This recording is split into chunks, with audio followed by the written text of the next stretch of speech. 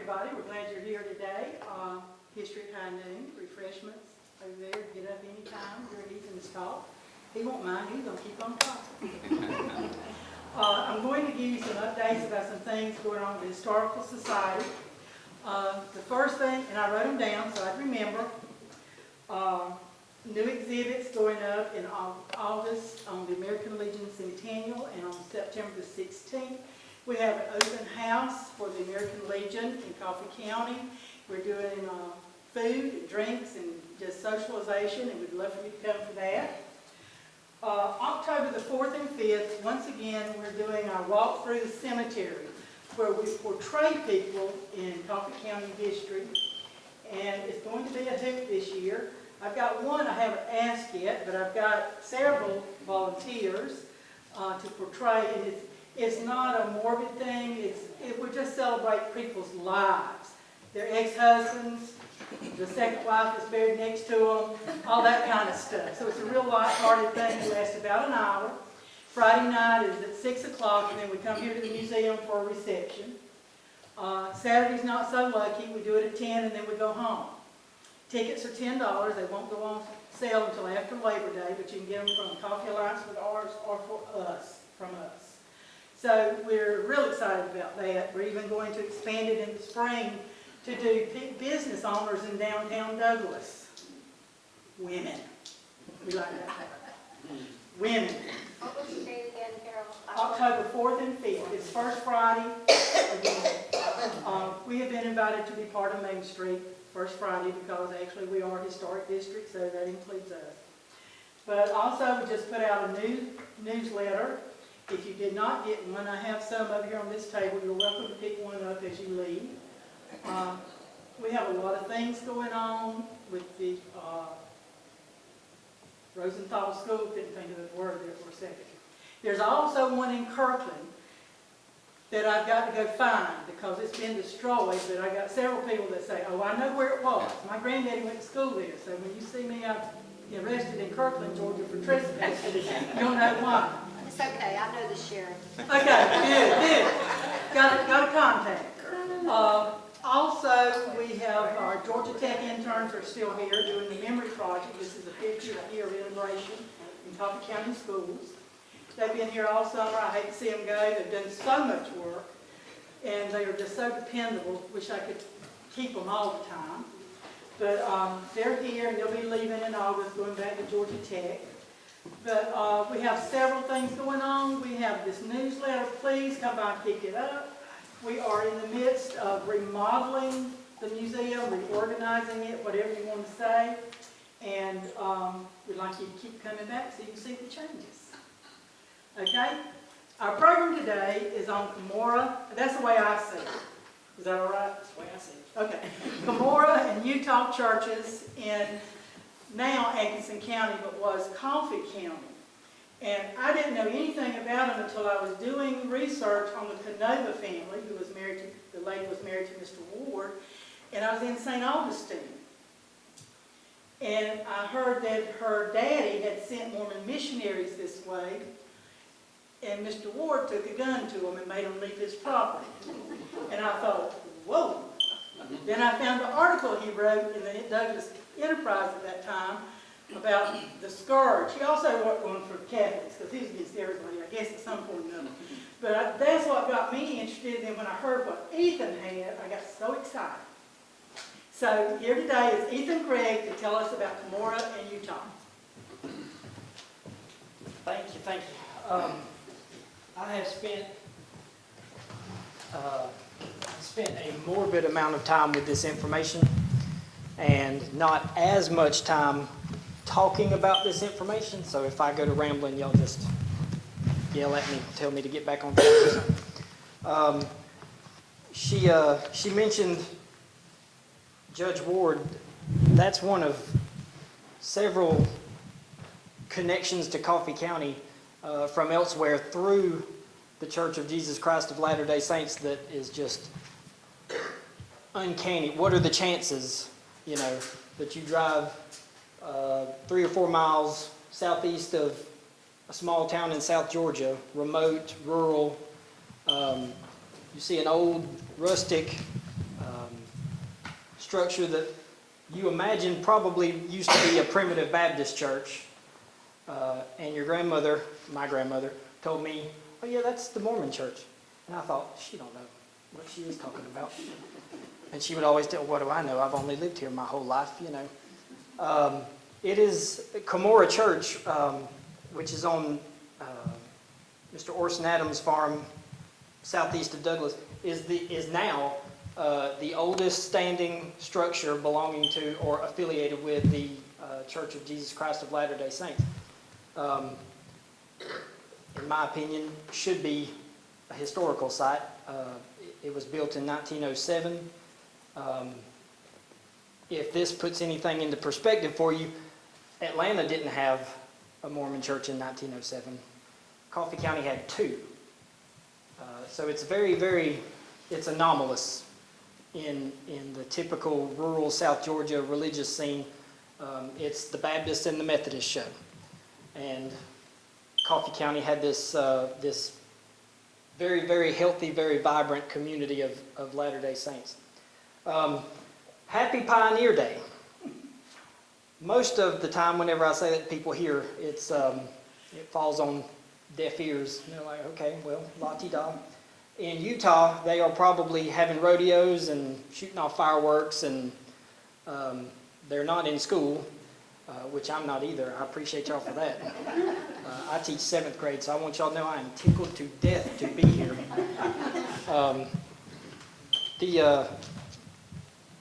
The holiday itself commemorates I often hear church members say the days of 1847, when Brigham Young led what's now sort of known as the Mormon Exodus out of Illinois and towards Utah.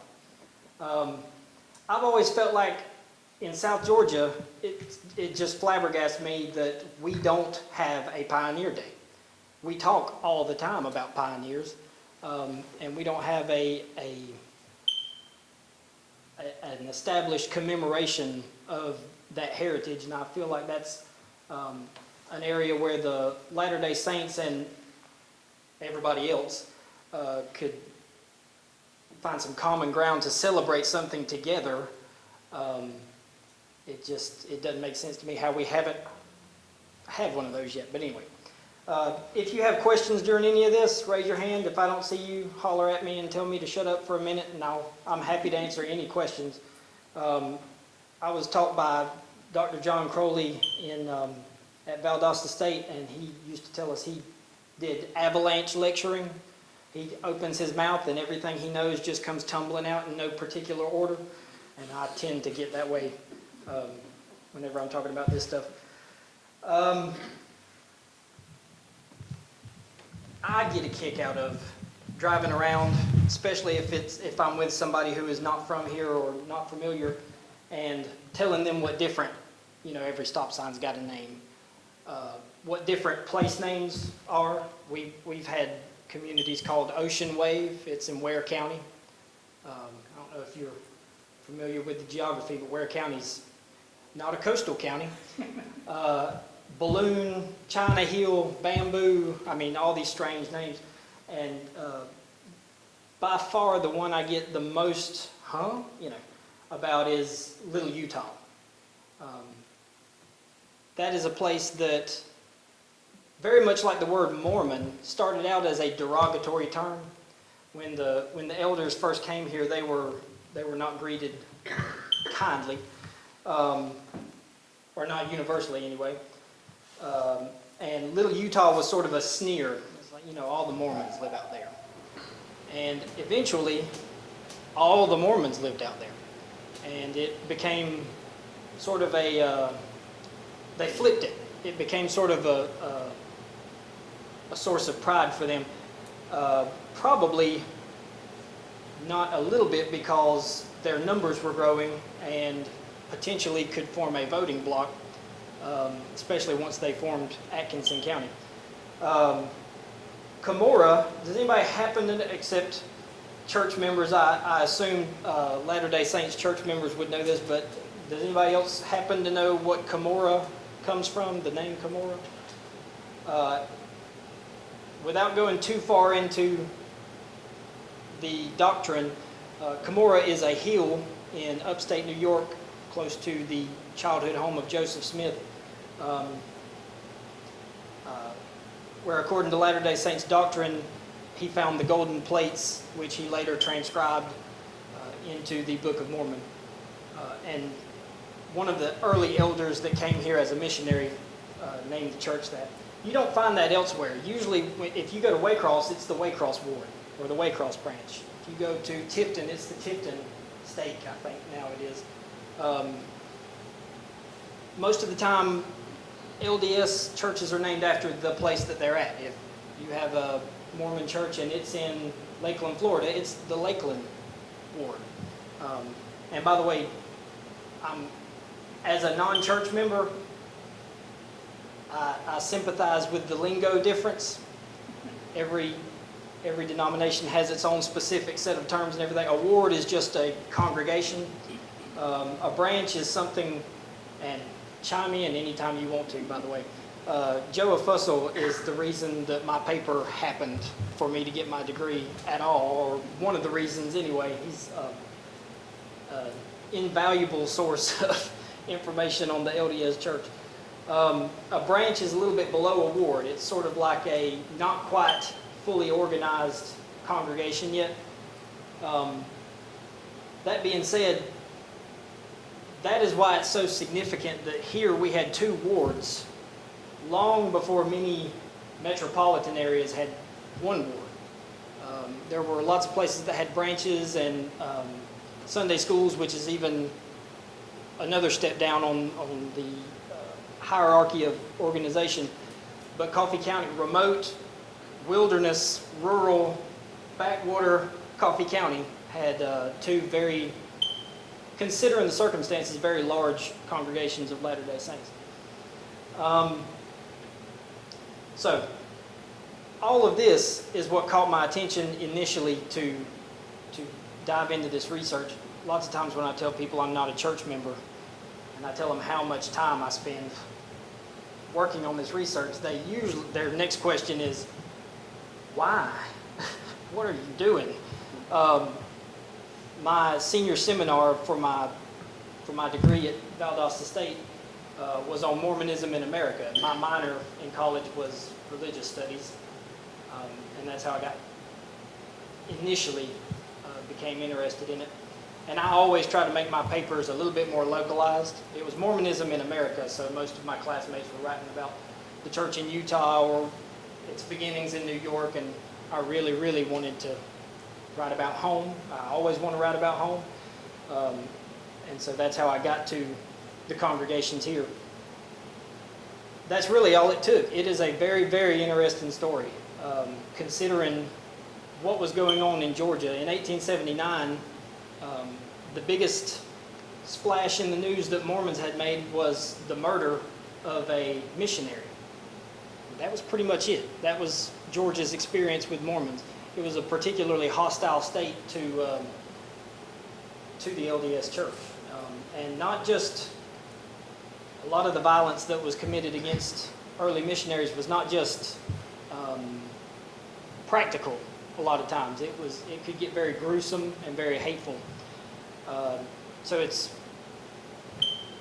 pretty remarkable that here, in an area where you would think with so much isolation, our area was buried behind what I call the pine curtain for so many years before the railroads came in, that the isolation tends to breed xenophobia a lot of times, suspicion of outsiders and hostility towards things that are different.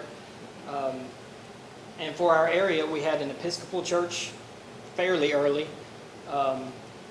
We had a plethora of Methodist and Baptist churches. In the early history, the early years of Wiregrass, Georgia, it was predominantly Primitive Baptist. Coffee County was a pocket of Methodism. Their doctrines are polar opposites to one another in a lot of respects. So Coffee County's always been a little bit prone to diversity, I suppose, compared to the surrounding area. So the thrust of my paper was why?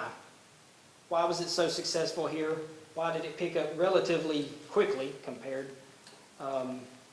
And I still haven't quite figured it out. Luckily, they gave me an A on the paper anyway. But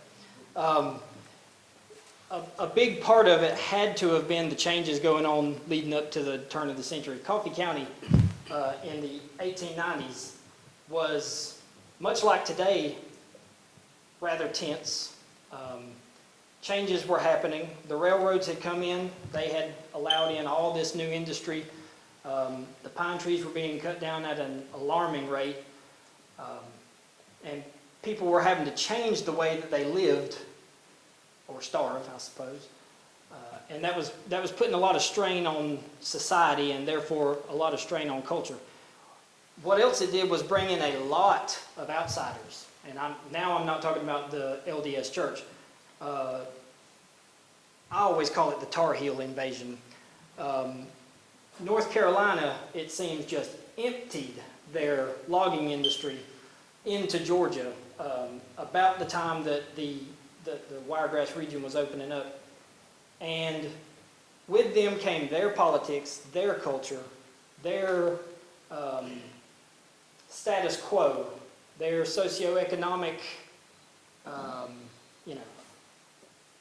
places in their society, and they brought all of that down here. Another thing that they did was they did do a whole lot to racially integrate the Wiregrass region, but that wasn't always met with positive reactions. And so all this change, religious conversion thrives in that kind of an environment. An environment that's unstable is ripe for religious conversion. And so I suppose you could say it was a little bit more conducive to missionary work. But that being said, up until, 1890, the plural marriage was... Before 1890, plural marriage was still an official doctrine of the church, not met with enthusiasm in the Deep South, as you can imagine. And so, even though it might have been conducive to some missionary efforts, I'm not sure it was just open arms welcoming, for just any religion, let alone one that had a doctrine in place that was so polarly opposed to the society here.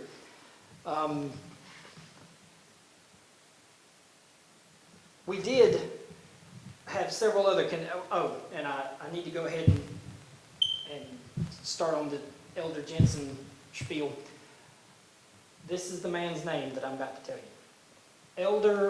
Elder is a title, but Nephi United States Centennial Jensen. That's the man's name. He was born in 1876 in February. His parents were from the Netherlands, and they were very, very enthusiastic immigrants. They were just enthralled with America once they got here.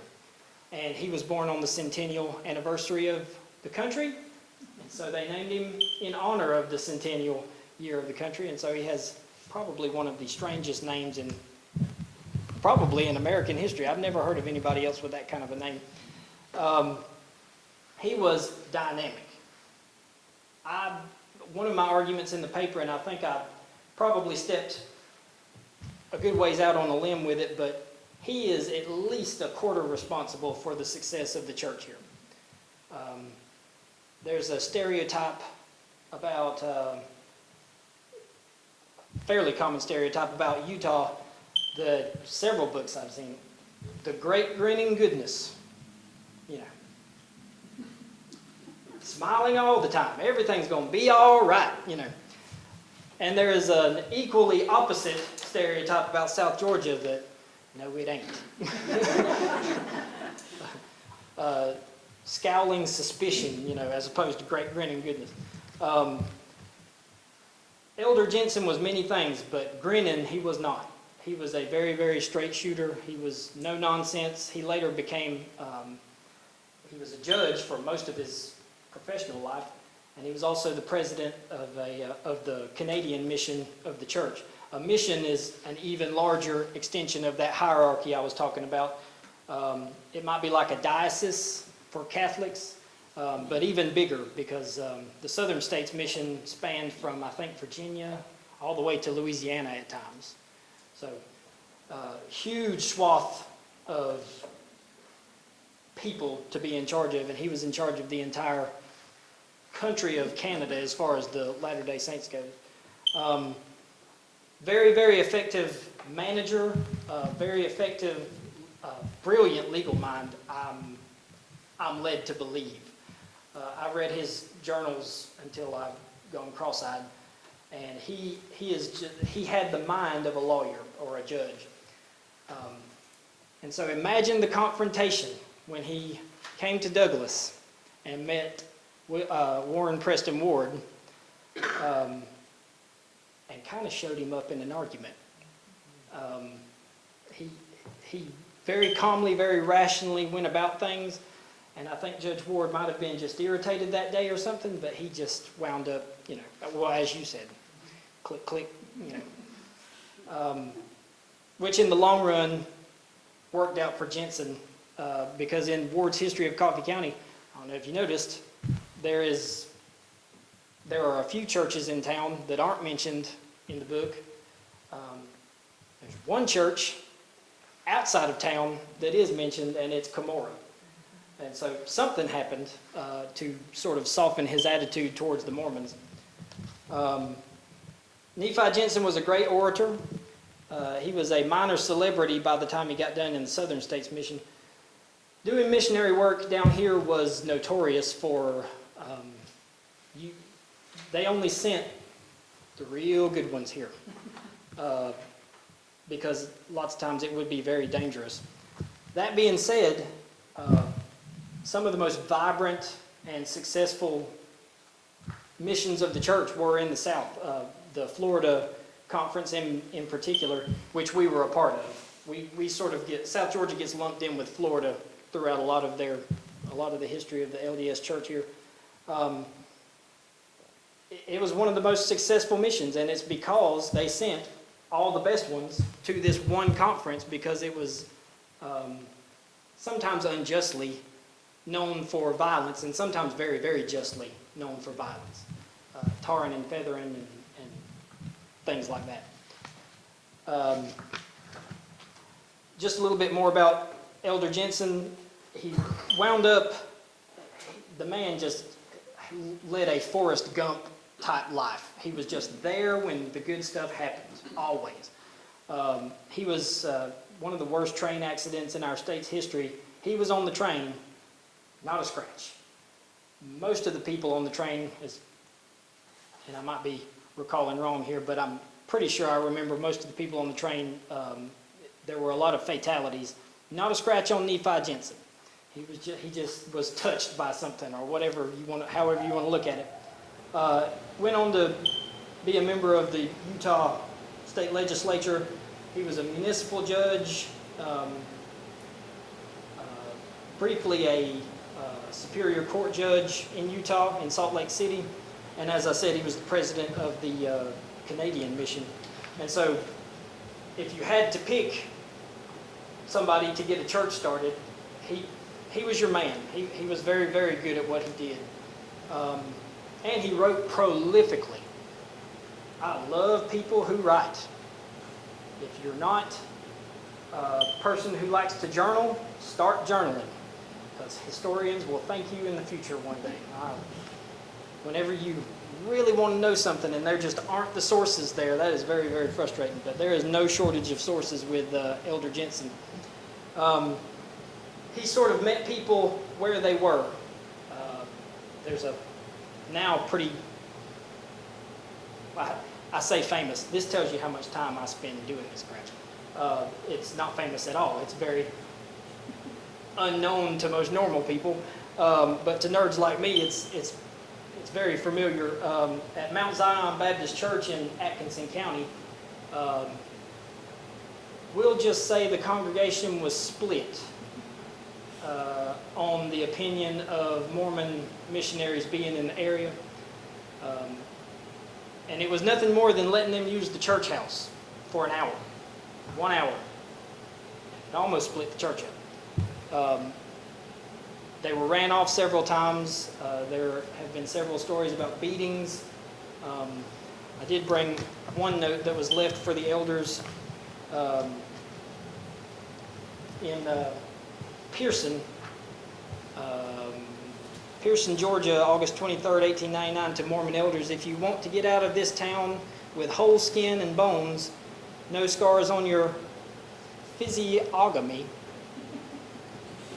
which is a word I didn't know before I read this. No scratches on your physiognomy. Don't let the next sun set on you here. And that's pretty typical of threatening letters that were left for him. And there were a lot of letters. In this part of the state, there were not as many outright acts of violence, which is not to say very much, because North Georgia is one of the most. It had one of the highest rates of violent acts against Mormon missionaries. The other thing that Elder Jensen really knew what he was doing, or just got really lucky, which seems logical considering his train experience, he knew who to target. If I go to listing off names that are prominent in the Mormon church here, Adams, Lot, Mizell. There are more Mizells in Axon than there are human beings. He knew who he needed first. And I'm not saying he went about it, that coldly and that calculating, but it sure did work out that way. He targeted very large families, very well-respected, or fairly well-respected families, and that worked out for him. Joseph Adams, D.P. Lott, Daniel Lott, Calvin Washington Williams. There are several others. The Parkers, as I said, the Mizells. These were all early converts, like as early as 1900. That's unheard of in this part of the country for the LDS Church, or in this part of the state. And whatever it was, because a lot of these people were very devout, whatever they were before, whatever it was about Elder Jensen, he just had a very high rate of success while he was here. Every time I talk about this, I sort of beat Jensen into the dirt, the whole Jensen thing, but all the evidence points toward it was him, because when he was gone, there was a slump. When he was here, highly successful, high conversion rate. It's impressive. Any questions so far? I know I have the attention span of a gnat. I've lost my place. Okay, so my paper's title was Centennial River Saints. It comes out of this interesting pattern that along the upper Centennial River, where almost like exactly where the river flows, you get this swath of high Mormon church membership, which was interesting to me. I can't find any real logical reason that they would people on the Centennial River just converted more than other areas, but that's how it went. And the upper Centennial River region became sort of a hub for southeastern Mormonism. The Waycross Ward and Little Utah and Cummorah, a few others, but those three in particular were especially influential. There is supposed to have been upwards of 500 people at Joseph Adams' funeral, most of whom were not from here. I'm not good with numbers, but if I was just guessing, about 75% of them were church members, came from near and far. They were very influential as church leaders once they joined the church. The building itself, the building that's still standing on, what's the name of that road? Olin Mills Road, was built in 1907. The original church was added on to, and I know, are there any church members here? I don't ask for any other reason than you know more about this than me. Was it just added on to, or was it burned, or? It was added on to a little bit. Okay. It all blurs together after a while for me. Even before that, down in Axon, or what was at the time McDonald's Mill, Little Utah was really as early as 1898. There was interest. 1899 there were gatherings. 1900 there was a church. You can call it a branch, but it was a church. It was a congregation gathering regularly. To contrast, in North Georgia, again, within 2 or 3 months of one another, I want to think 5 Mormon churches were burned in a tri-county area. There were 2 or 3 murders of missionaries. And the governor had to get involved at one point to sort of calm things down. All of that compared to down here, there were a few incidents here, and they were bad. I'm not trying to take away from the significance of those. But compared to North Georgia, for whatever reason, South Georgia was just either curious or slightly more tolerant towards the missionaries. And it also helped, as I said before, after 1890, they officially did away with the doctrine of plural marriage, polygamy. That helped a lot. It didn't help completely, but it helped a lot. Another thing was there was a doctrine that, not a doctrine, it was more of a policy. The gathering in Zion is Utah in this case. The gathering in Zion was, once you converted to the Mormon faith, you were sort of expected to move to Utah, mostly because they needed some people in Utah. There was very few compared, for a whole, and especially since they were trying to achieve statehood. After that was ended, which was roughly the 1890s when it was done with, people started staying here, and so we had Mormons here. That was about the time that they first arrived in Coffee County, so that's another sort of boost that we had, or advantage that other areas might not have if they were canvassed by the elders beforehand. We had people who were here, then they became Mormons, and they're still here. And so it's your neighbor. They just go to a different church now. I think that helps soften the blow a lot.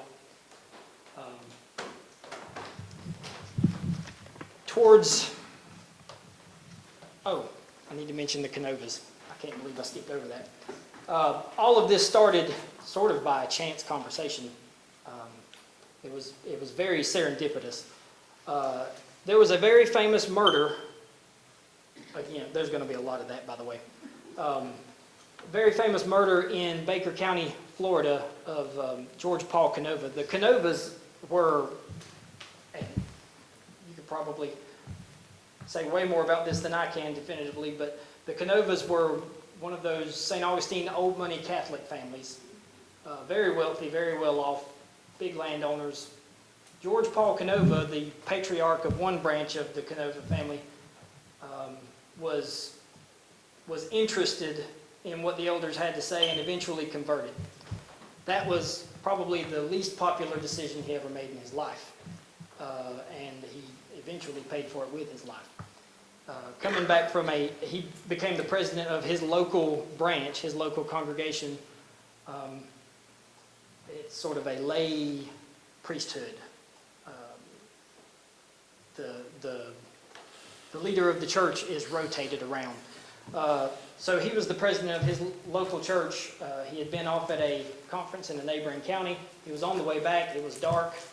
And he had gotten threats from a committee of 8. There's lots of these committees.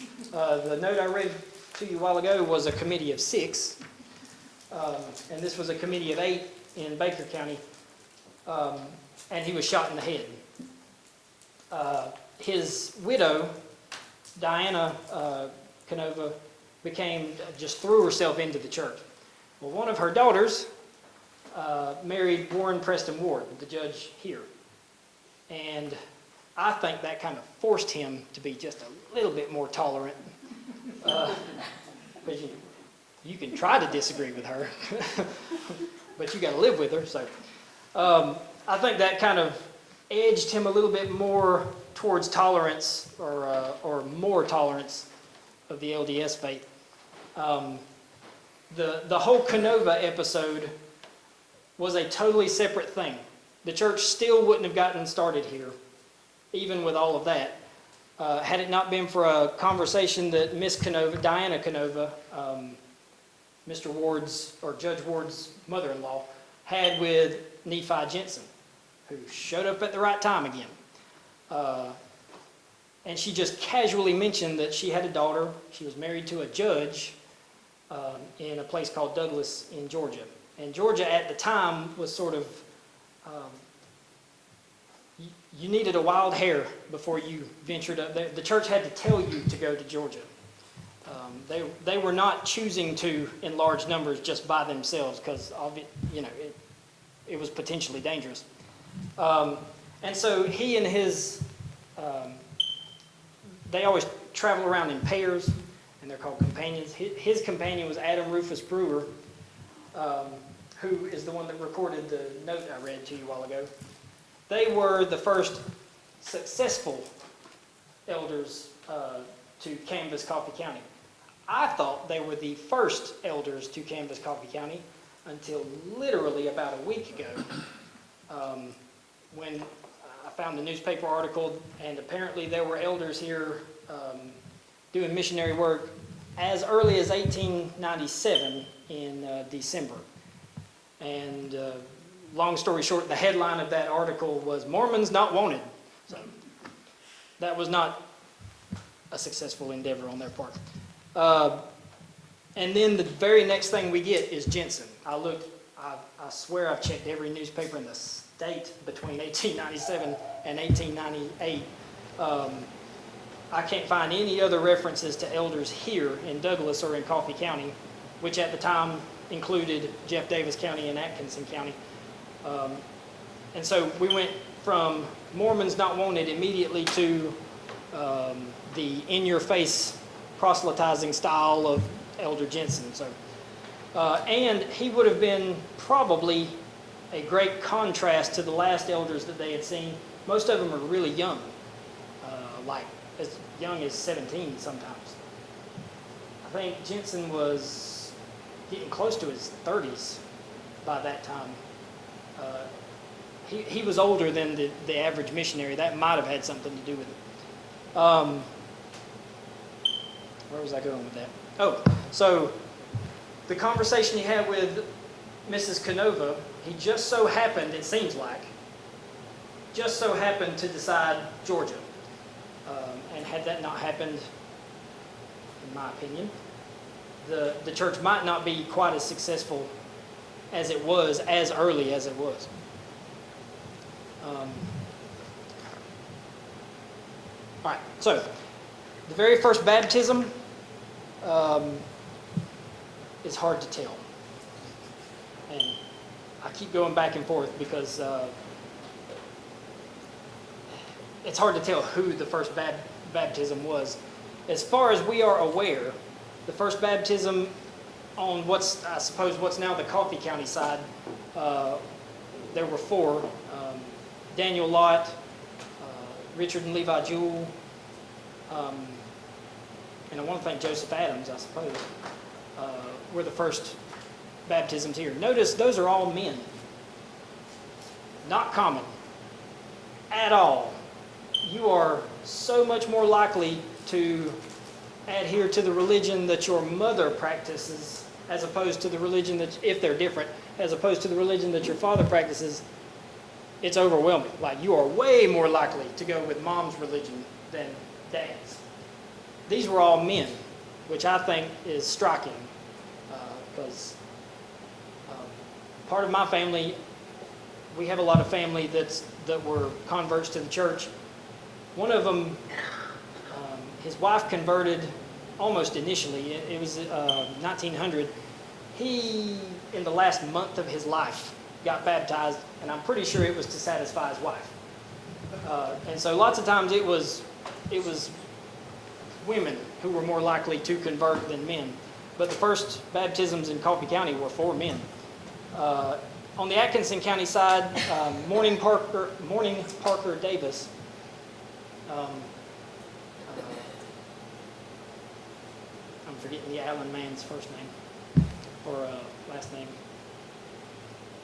I can't remember it. It was an Allen. They were among the first converts for what is now, or what became, Little Utah. Little Utah, it's interchangeable. Soon thereafter, the Williams family had a lot of baptisms. The Bennetts, who was my bunch, it was pretty common to get baptized as a family. You decided as a family to convert, which is another thing that's significant about the first four here. It wasn't the whole family, it was just mostly the heads of the families, and then later on the rest of them would. And I've just mentioned several names: Williams, Bennett, soon thereafter Mizell's. These are all extensive. There are hundreds of people in these families, and they were all converting, or not all, obviously, but a large number of them were converting, which to some people was just interesting, and to some people was a massive threat to the status quo, which they had just managed to get back in check after all the shakeup of the 1890s, and so it wasn't all smooth sailing. There was an incident. Has anybody ever heard of Mob Hill? A few of us. Which tells you a whole lot to begin with. There's a place in Atkinson County, just over the Ware County line, called Mob Hill, and it's called that because the mob was after the Mormons. Two Mormon elders were traveling between converts' houses. They would sort of, it's not like circuit riders necessarily, but they would move around between, because especially before they had a church, they would move around between members' homes and have services in the members' homes. They were en route, sort of between where Little Utah is now and Millwood, and a mob was formed. Mobs just formed back then. A few too many drinks, or nothing else to do, or it was a much more prevalent thing back then than it is now, for sure. A mob was formed, and they apprehended the elders, and they were going to take them to this hill near the Centennial River, again, the Centennial, and hang them. And had it not been for some very quick acting and fairly brave recent converts, they probably would have died. They arrived on the scene right in time. I mean, rope around the neck and everything, right in time, and showed up with shotguns and saved them. These are people who live in the same neighborhood. These people who were going to hang these two men, and these men who came with guns to save those two men, are neighbors. And so it's very interesting how open warfare can break out, let alone, in politeness or whatever. And that was like, I believe that was in 1901. So that was after a few years of them gaining traction. And I can't overemphasize, they were pretty successful in the first few years, and they still had mobs after them, after a few years of that. Today, I always kind of put my little 2 cents in at this point. Today, there is one of those structures built by those early congregations left. There were two, and now there's one as of 2018. It was the oldest standing structure affiliated with a major American denomination, which is just sad. And more, I think, should be done to try and preserve them. I think they've got a new roof on Cummorah, or it looks fairly new. But aside from that, it's in a semi-dilapidated state, and wood just won't last that long that way. And so I would encourage anybody who has the capacity and the notion, whenever you get a chance, speak up about that. Our historic landmarks are going faster than they used to. And Coffee County is peculiar anyway. I've always been told, you people from Douglas are just different. But a lot of those ways are good peculiar. We have the oldest standing structure of a major. If we had the oldest Methodist church, I guarantee you there would be a plaque out there somewhere. But there's not, and it's a shame. And I feel like I can say that fairly neutrally as a non-church member. It's just a matter of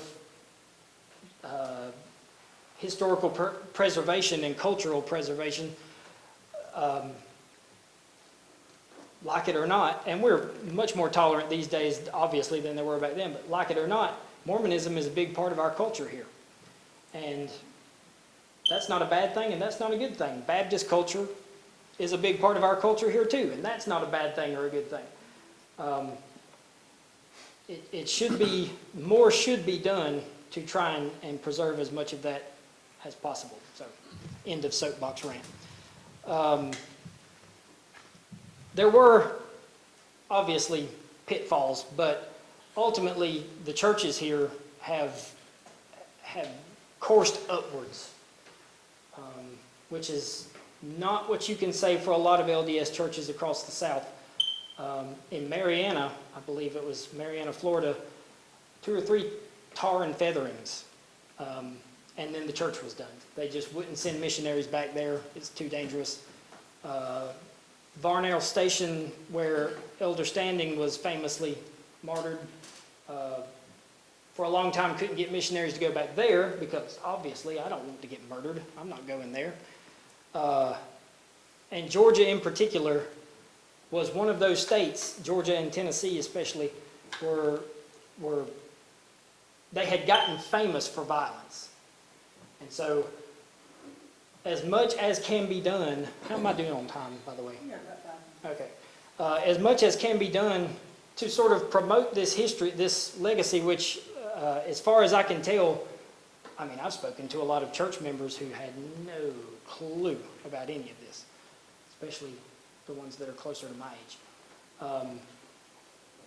But I guarantee you, more people know how long the Baptist church has been here and the Methodist church, and that's good. But those aren't the only churches here. And this is a very, very fascinating story that I feel like should be told a little bit more often. And it tells us a whole lot about our county's, again, comparative. It wasn't all, you know, it wasn't all pleasant.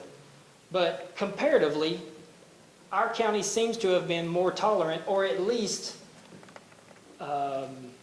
more adaptable to difference, to cultural difference, cultural pluralism, meeting people where they are. You believe that? Okay. I don't. But that's okay. And I think that's something we should feel good about.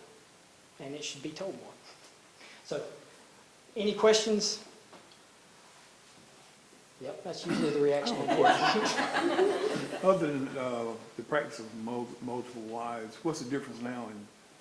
Is there a difference now in the Baptist and Methodist? Well, now, neither the Baptist or Methodist practice polygamy. I mean, what's the difference? Mormons, I mean, Mormons. now. Yeah, I know yeah. you've got to stop that practice, but what's the difference now? Oh, vast difference. And forgive me, I'm about to go into the weeds.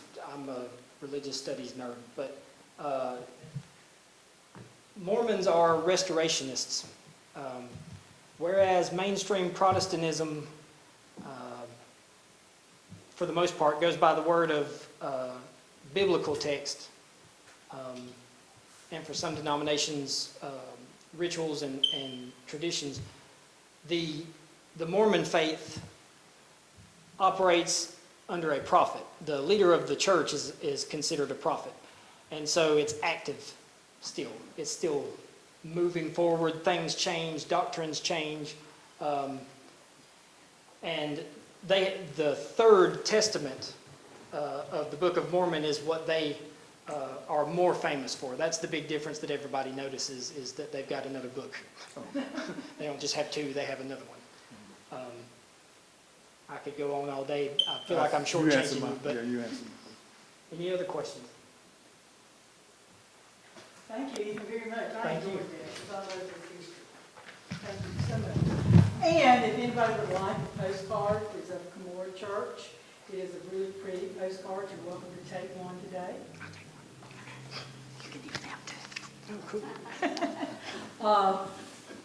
Are you the, I'm going to leave them on the table and you can pick them up if you like.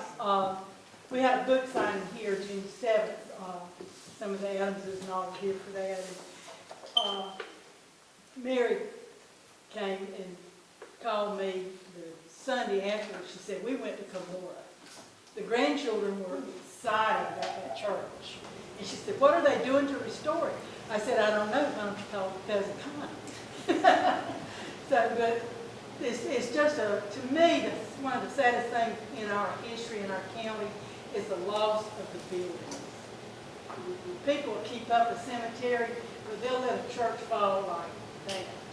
And to me, that's just sad. So that's just one of my little soapboxes. And there's just as much importance there as the cemetery. Exactly, because it all started there. I do have a question. I'm not a Mormon faith, but I have a lot of friends in it. And I go to Little Utah frequently to the cemetery. And I remember the stately building that was there.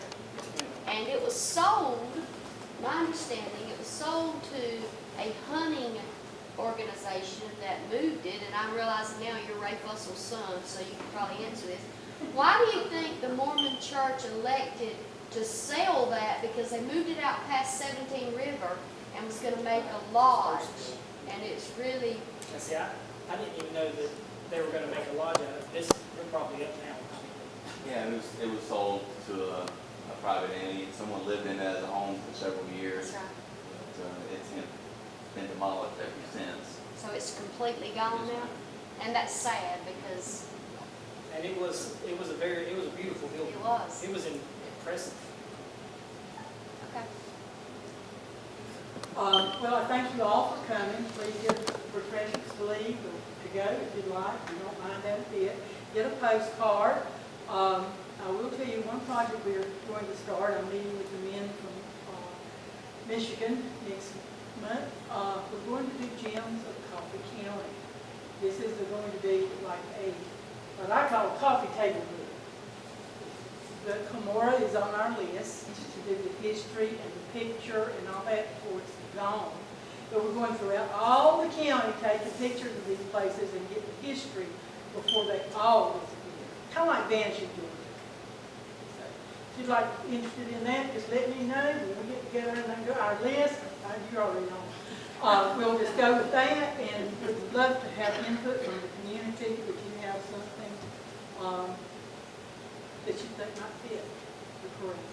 I hope to see y'all next month. I am working on I'm novice at this.